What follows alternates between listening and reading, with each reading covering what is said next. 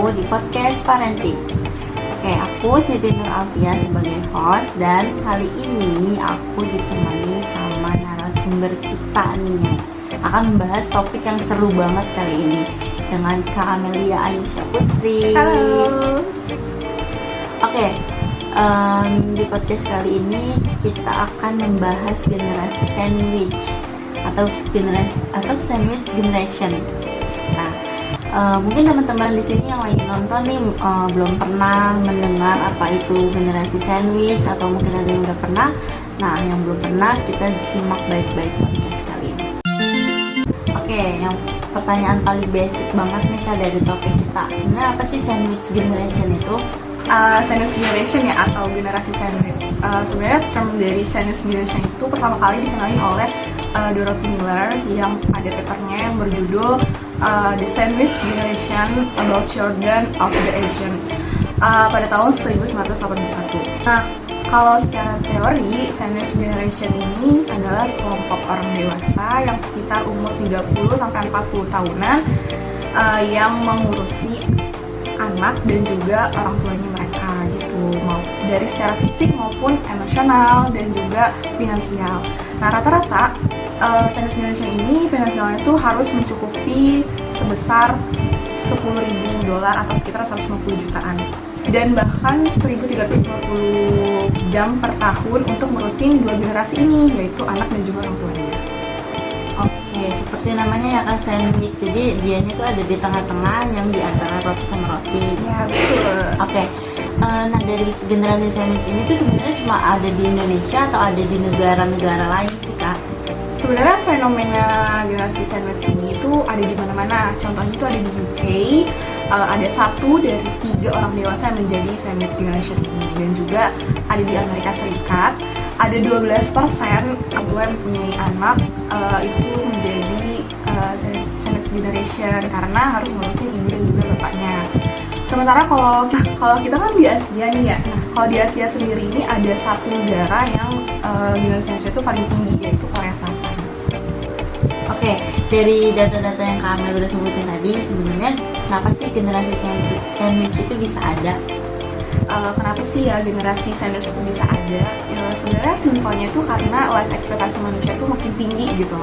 Jadi manusia itu hidupnya lebih lama. Ibaratnya kalau di Asia sendiri itu di tahun 2000-an ada 207 juta orang yang sekitar umur 65 tahun ke atas itu makin banyak, dan juga di tahun 2050-an jumlah itu akan semakin meningkat gitu. Nah, alasan lainnya juga itu karena zaman sekarang anak muda memutuskan untuk mempunyai anaknya jadi semakin lama.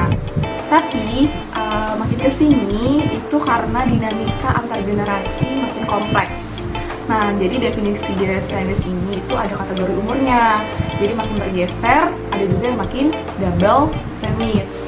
Nah, kalau double sandwich itu yaitu orang-orang yang berumur 60-an tapi masih ngebantuin anaknya untuk mengurusi cucu mereka gitu, agar tetap si anak ini agar tetap bisa bekerja gitu. Nah, kira-kira kalau misalnya Kak Amel nih ada di posisi si generasi sandwich ini tuh sebenarnya bakal gampang nggak sih? Sebenarnya berada di posisi terhimpit ini tuh nggak gampang sih, karena kita bakal depresi, terus kita bakal punya kepanikan, terus kita bakal perasaan itu bakal terisolasi dengan adanya hal-hal yang sering dialami oleh para generasi sandwich ini gitu. Jadi wajar kalau harus membagi fokus ke beberapa orang. Kayak kamu nih nanti juga bakal susah untuk fokus ke diri sendiri dan kehidupan kamu.